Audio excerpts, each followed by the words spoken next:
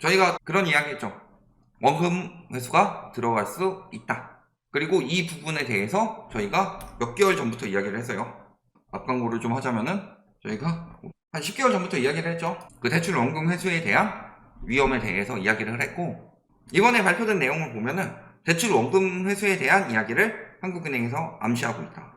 그래서 이 부분을 보실게요.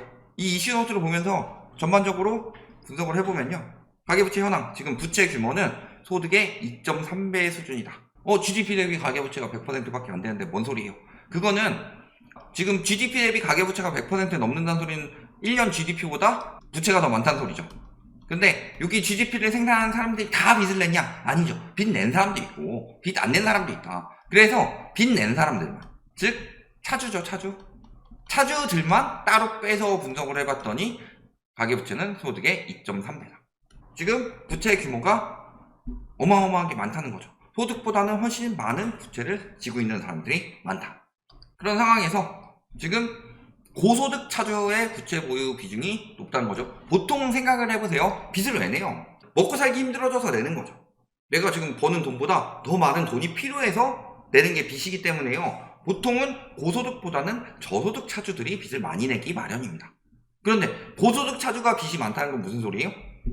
돈 많이 버는 사람들이 빚을 내서 무언가를 했다는 거죠. 그것 중에 가장 가능성이 큰 게 뭐가 있겠어요? 자영업 아니면 영끌이죠. 생계형 빚은 아닐 거예요. 근데 자영업자들은 지금 소득이 평균적으로 최저시급도 못 벌고 있다고 합니다. 그만큼 소비가 침체가 됐어요. 그래서 이 침체된 소비, 내수 시장을 살리기 위해서는 저희가 부동산 이야기를 자꾸 하는 게, 부동산이 잡혀야지 경제가 살아나요. 자금이 다 거기 짱 박혀 있으니까 돌지를 않는 거예요. 자금이 돌지 않아서 계속 돌지 않으면요, 계속 근로소득은 떨어질 거고요. 근로소득이 떨어지면 결국엔 불로소득 그 부분도 거품도 빠지기 마련인데, 문제는 그 전에 원래 빠지는 거죠. 빠지면서 경제 위기를 한번 겪긴 하는데, 겪더라도 이 부분은 도려내야 되는 거다. 팔이 막 썩어 들어가고 있어요. 근데 이거 아깝다고 계속 요 위에다가 화장만 해가지고 예쁘게 발라줘서 안 썩는 척하면 뭐예요? 이게 점점 더 번질 텐데. 안 되면 그 썩은 살이라도 잘라내야 될 거 아니에요. 그런 상황인 건데 지금. 그리고 저 고소득 차주들이 빚을 내가지고 할 만한, 큰 돈 쓸 만한 게 뭐가 있느냐? 생각해보면 집 사는 거밖에 없어요. 아니면은 집을 사든가, 아니면은 뭐 비투를 해서 코인이나 주식. 근데 그것도 어마어마하게 빚낼 만큼 하는 경우는 올인성이고, 그런 사람들이 그렇게 많진 않죠. 그 다음에 또 뭐가 있어요? 집 아니더라도 다른 부동산을 샀다든가. 그러니까 결국엔 부동산 문제예요. 근데 그 부동산이 붕괴가 되면은 가계부채도 어마어마하게 영향을 받을 수밖에 없고, 특히 고소득 차주들이 많이 물렸다라는 상황이죠. 그리고 배경이 된 상황은 지금 가계 소비보다 주택 등 자산 투자 목적에 주로 기인을 했다. 그래서 지금 한국은행에서도 이야기를 해요. 빚이 늘어난 거는 생계형 빚이 늘어난 게 아니라 투자 혹은 투기, 실질적으로는 투기인데 투자라고 쓰는 거죠. 이런 목적으로 빚이 많이 늘었고, 그 이유가 된 것은 안전자산의 실질 수익률이 크게 떨어졌다. 금리가 저금리니까 수익이 낮잖아요. 물가가 저인플레이션이었다고 하더라도 2021년까지. 그런데 금리도 굉장히 낮았기 때문에요. 은행 맡겨놓으면 3% 주는데 부동산 사가지고 상가 사면요, 1층 최소 4%, 2층 이상부터는 한 7, 8% 나온대요. 그러면 사겠죠. 문제는 그게 건설사의 수작이었고 오히려 적자만 나고 있는 상황이지만, 그 다음에 뭐 주식 사면은 돈 번다 해가지고 우르르 몰려가서, 예전에 그런 분 있었죠. 비행기 잘 타시는 분, 유가 더 안 떨어진다, 지금 저점이라 사라 해가지고 막 사람들이 몰려가서 샀는데 그때 유가가 마이너스 찍었습니다. 그러니까 들어가서 물린 사람들이 많아요. 근데 거의 제로섬 게임이죠. 뭐 주식이야 좀 발전한 경우 있다고 하지만 부동산이라든가 혹은 코인 같은 경우는 완전 제로섬 게임이고, 그렇다는 것은 무슨 소리예요? 누군가가 잃었으니까 누군가는 어마어마하게 벌었는데 그 어마어마하게 번 그 상황만 이야기를 해주고 있더라. 그러니까 나도 파이어족이 되겠느니 어쩌느니 하면서 도구나 카우나 들어갔죠. 파이어족들이 나와가지고 나 이런 식으로 파이어족 됐어요, 아직도 주식하고 있고 내가 주식으로 돈 어마어마하게 벌었어요, 이런 식으로 자꾸 끌어들이는 이유가 뭐예요? 내가 아무리 타짜라고 하고 실력이 좋다고 해보자. 그래가지고 내가 이름이 뭐였죠? 타짜 주인공? 고니였나? 제가 고니급 평경장급 실력을 가지고 있어요. 그런데 내가 하는 판은 맨날 5명밖에 안 와.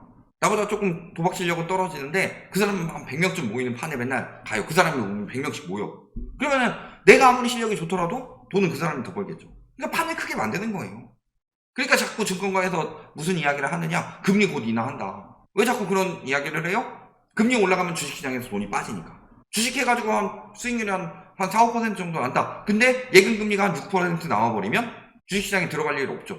한 4%만 나와도 안전하니까 주식은 잃을 수도 있는데 안전하니까 일로 가잖아요. 그런데 지금 정부에서 억지로 예금금리 눌러놓으니까 이게 주식, 코인 또 이런 식으로 부동산 이런 식으로 번지고 있는 건데 금리가 다시 슬금슬금 튀면 어떻게 되겠어요? 여기 답이 나오는 거죠. 그 다음에 그 전세자금 대출의 확대도 가계부채를 증가시키는 역할을 한 것으로 추정된다. 이런 식으로 이야기했다는 건 했다예요. 했다인데 대놓고 비판은 못하니까 이야기를 한 건데 올라간다는 소리죠. 그래서 지금 저금리로 투기하기 좋았기 때문에 어마어마하게 사람들이 빚을 냈는데 지금 상황이 변하고 있는데도 불구하고 아직도 집값 오른다. 계속 이런 식으로 유도하는 게 말이 되냐. 그리고 그때는 이자만 내도 됐죠. 지금도 마찬가지고. 우리나라 문제는요, 가계부채가 어마어마하게 큰 문제는 만기 일시 상환 대출 비중이 크다는 소리예요. 원리금을 갚아야 되는데 이자만 갚아요. 그러니까 200만 원을 이자로 하면요, 월 한 20만 원 조금 안 되죠. 20만 원 조금밖에 안 되니까 부담이 덜하죠. 100만 원씩 갚아야 되는데 20만 원도 안 갚고 있으니까 부담이 덜하니까 사람들이 쉽게 돈을 빌리는 거예요. 그러니까 잘 생각해보세요. 예전에 그 프로그램, 빚에 대한 프로그램 나왔었는데 그때 사람들이 빚을 빚이라고 인식을 못해요. 심지어는 원리금 같이 갚는 것도 크게 인식을 못하는 거. 할부 빚이에요. 12개월 할부면 12개월 동안 갚는 빚이에요. 그걸 빚이라고 생각을 못해요. 그만큼 사람들이 대출에 무뎌졌다. 그래서 대출이 어마어마하게 커졌는데 이게 터지게 되면요, 사람들의 대출에 대한 인식이 바뀐다. 대표적으로 미국이 그렇잖아요. 미국이 이번에 코로나 때 돈 어마어마하게 풀었는데도 불구하고 GDP 대비 가계부채는 과거 글로벌 금융위기처럼 늘어나지 않았다. 조금 늘었다가, 그러니까 돈 풀었으니까 가치는 올라간다 해가지고 투자는 많이 했지만 빚까지 내가지고 하는 경우는 그렇게 많지는 않았다. 우리나라처럼 지금 집 안 사면 지각비 내요 이런 거 마음이 급해져서 빚는 사람들 조금 소수가 있었을 뿐이지. 그래서요, 보시면은 만기 일시 상환 방식 대출, 그러니까 이러면은 원금을 같이 안 갚아도 되니까 당장 갚을 이자가 적으니까 돈을 많이 빌리게 되는 거예요. 그리고 특히 만기 일시 상환 비중이 높은 신용대출의 경우, 내가 3천만 원 빌렸어요. 1년치를 빌렸는데 이걸 계속 이자를 내요. 1년 버텼어요. 3천만 원 돌려줘야 되죠. 연장. 그래서 만기 도래시 재연장. 그러니까 돈을 되게 쉽게 빌려준 거다. 그리고 이 신용대출 같은 경우는 담보 제공 없이 굉장히 많이 빌려주는 수준이다. 우리나라 같은 경우가. 그러니까 빚을 굉장히 쉽게 생각을 했는데 일본 부동산 왜 망했어요? 미국 부동산 왜 망했어요? 왜 부채가 붕괴가 일어나기 시작했죠? 일본 바젤 1 때문에, 미국 바젤 2 때문이다 이런 식으로 말할 수는 없겠지만 전반적으로 저렇게 쉽게 빌려줬기 때문에 문제가 생긴 거죠. 자산 가치가 계속 올라간다고 너무 쉽게 빌려준다. 그리고 우리나라 같은 경우 이 신용대출 연장 재연장, 영끌들이 신용대출 많이 했잖아요. 그걸로 담보대출로 부족해서. 그래서 우리나라는 지금 기타 대출의 GDP 대비 비중을 보면 다른 나라들은 주택담보대출로 주로 빌린다면은 우리나라는 신용대출까지 껴서 하니까 이 비중이 굉장히 높아진 거다. 그리고 은행은 왜 이렇게 했느냐? 수익이 좋으니까. 가계부채가 수익이 더 좋아요. 수익도 더 좋고 웬만하면 안전하죠. 은행권에서는 신용도 딱 보기 때문에요. 일금융권에서는 안전하니까 가계부채 어마어마하게 내준 거예요. 그리고 이게 언제 돌파됐다? 97년 이후. 그래서 말씀을 드린 거죠. IMF 터지고 나서 가계부채가 어마어마하게 늘어났죠. 결국에는 기업이 돈을 빌려야 되는데 은행은 가계가 돈 회수도 좋고 안전하고 이자도 많이 받을 수 있으니까 가계에 많이 빌려준 거고, 그러니까 가계부채가 쌓이면서 집값 거품이 생긴 거고, 그래서 97년 이전까지만 하더라도 우리나라 IMF 터지기 전까지만 하더라도 성장하면서 집값이 올랐는데 IMF 터지고 나서 우리나라의 성장은 거의 완전히 멈췄다고 보시면 돼요. 겨우겨우 조금씩 크는 거지, 돈이 늘어나는 만큼. 그런데 그걸 다 빚으로 가격을 띄워버렸다. 그러니까 지금도 그런 이야기를 해요. 집값이 36년 중에서 26번은 올랐고 10번만 떨어졌다. 인구가 언제부터 꺾였는데요. 우리나라는 이제 지는 나라예요. 그 문제, 가장 큰 문제가 된 게 부동산이 아주 큰 역할을 했고, 지금 높은 수익성과 안전성을 통해서 가계부채를 많이 취급을 했고, 그래서 이런 식으로 은행이 돈 벌려고 많이 빌려준 거다. 이런 상황에서 이런 이야기를 해요. LTV 비율이 낮다. 예전에 이런 교수들, 이런 교수들이 LTV가 50% 수준으로 관리가 됐기 때문에 안전하다, 이딴 이야기를 하는데요. 이게 되게 위험한 이야기인 게, DSR이 높은데 LTV가 낮다는 건 무슨 소리예요?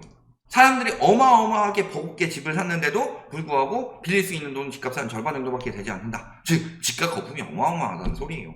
LTV가 낮다는 게 지금 좋은 뜻이 아니라 LTV가 낮으니까 나중에 담보가 넘어갔을 때 회수하기는 좋겠죠. 은행 입장에서. 그런데 문제는 지금 DSR 우리나라 40% 넘어가죠. DSR이 높기 때문에 자금이 다 글로 가고 있다는 소리예요.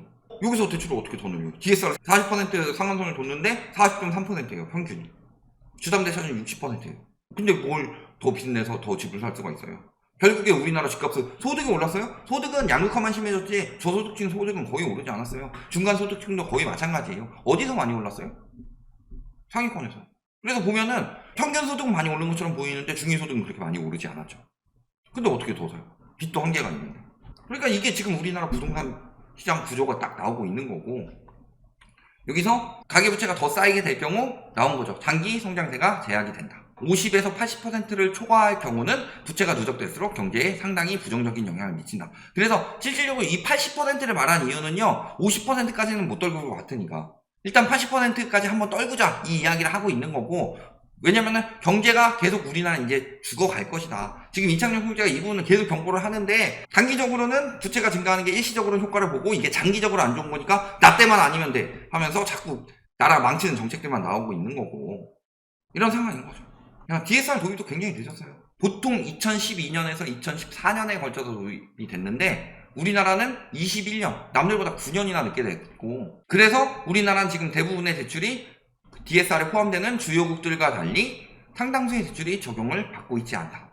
즉 우리나라는 이 DSR 부분을 맞출 수 있도록 해야 된다. 이게 상환 능력에 관한 거기 때문에 대출이 담보가치 대비로는 많지 않아요. 이거는 은행권이나 좋은 거지, 상환 능력은 지금 어느 정도 많이 초과했다, 이거는요 은행 문제가 아니라 경제 문제로 번질 수 있다는 소리예요. 그래서 보시면은 DSR 적용한 거 보면 우리나라는 2019년 12월이라고 하는데 이런 식으로 이야기를 하면서 본격적으로 도입된 건 2021년 7월부터죠. 근데 캐나다는 2012년, 미국도 2014년, 14년, 13년, 13년, 그다음에 몰타 이런 나라가 19년이고 네덜란드도 12년.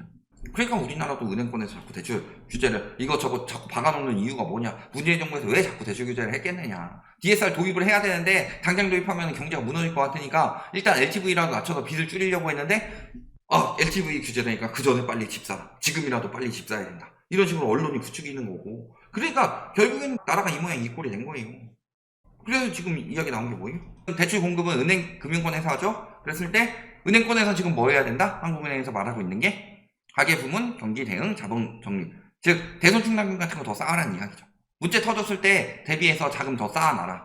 그 다음에 전세대출 확대가 주택투자 가수요로 이어지는 것을 완화할 필요가 있다. 전세대출도 어느 정도 억제해라. 너무 빌려주지 마라. 이런 상황이고, 또 반대로 수요 측면에서 뭐라 그래요? 빌리는 사람들 입장에서는 DSR 규제 도입 이전에 이루어진 대출의 만기 연장분에 대해서도 DSR을 점진적으로 적용하라. 즉 예를 들어서요, 신용대출이 있어요? 만기 되면 DSR 적용하는데 만기 연장을 했을 때 DSR 적용이 안 되는 것들도 하나하나 적용해가지고 결국에는 외국처럼 모든 대출이 DSR 내로 들어오게 만들어야지 소득 대비 과한 비소비 지출이 사라지면서 경제가 어느 정도 돌아갈 수 있다. 그 다음에 LTV 수준별 차등금리 적용. 돈 많이 빌리는 사람, 담보 대비로 많이 빌리는 사람은 차등금리 해가지고 이자 더 받아라. 그러면 그렇게 많이 안 빌릴 거 아니냐.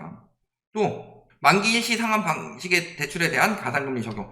만기 일시 대출을 했을 때 이자 조금만 내니까 도구나 카구나 그걸 받는데, 그래서 가산금리 적용을 해가지고 만기 일시 상환 대출을 받는 사람들도 너무 과도한 대출을 받지 않도록 해야 된다. 그냥 또 연장하고 또 연장하고 또 재연장하면 되겠지 하고 빚을 쉽게 생각하도록 만들지 않아야 한다. 그러니까 이 부분이 핵심이에요. 도입 이전에 이루어진 대출의 만기 연장분에 대해서 DSR을 점진적으로 적용해라. 왜냐하면 과거에 어떻게 돼요? LTV 초과 금액의 절반인, 자 2012년이면은 하우스푸어 막 나올 때였죠. 그럴 때 예를 들어서 집값이 10억이었다. 근데 LTV가 50%다. 라고 하면 여기 빌릴 수 있는 돈은 5억이죠. 근데 집값이 8억으로 떨어졌다. 그러면은 만기 연장했을 때 집값이 8억이니까 다시 산정해서 4억까지만 빌려줘서 1억을 회수한다. 이런 상황인 거고요. 지금도 어떻게 돼요? 그때 연끌할 때는 내가 DSR 60%를 받아서 집을 샀다. 그런데 내 소득이 조금 올랐다고 하더라도 DSR 60%는 지금 금리가 올라가지고 계속 유지가 되고 있어요. 그런데 주담대가 내가 21년 전에 받았는데 만기 연장을 한다. 뭐 이런 상황이 되면은 요걸 40%로 맞춰가지고 3분의 1 가량은 회수를 해야겠다. 이런 식으로 진행이 될 수가 있다는 소리죠. 이 부분에 대해서 저희가 한 10개월 전쯤부터 이런 식으로 될 수 있다. 이 부분에 대해서 이야기를 했는데 한국은행에서 불과 이틀 전에 이런 이야기를 했습니다. 저희가 이야기한 대로 그대로 나오고 있죠. 원금 회수 들어가기 시작하면 무너지는 것도 장난 아니죠. 그때 그래가지고 어마어마하게 무너졌다. 이런 부분 잘 생각해보시면요. 지금 과도한 빚 위에 띄워놓은 거예요. 살얼음판 위를 밟고 있다는 거죠. 살얼음판 위를 밟고 있는데 계속 더 오른다고 그 위에다가 쌓아봐요. 얼음 깨지고 호수에 빠진다. 그러면은 더 높이 올라갈 수 있다고 생각한. 과거에 성경에 나오죠. 인간은 바벨탑을 쌓아서 신에게 닿을 수 있을 거라고 생각했다. 더 올라갈 수 있을 거라고 생각했죠. 그러다가 바벨탑이 무너지고 나서 어떻게 됐냐. 이 부분 잘 생각해 보시면은 앞으로 시장이 어떻게 될지 답이 나온다. 여기까지 말씀드리겠습니다.